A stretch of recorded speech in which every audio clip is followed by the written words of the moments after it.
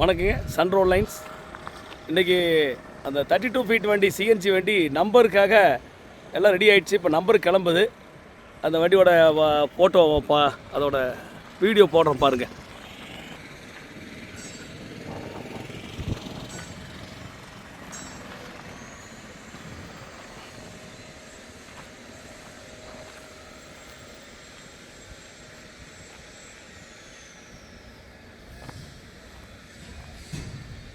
Thirty 2 feet 9 அடி 9.6 உயரம், 9 அடி உயரம், அகலம் வந்து 8.3ங்க.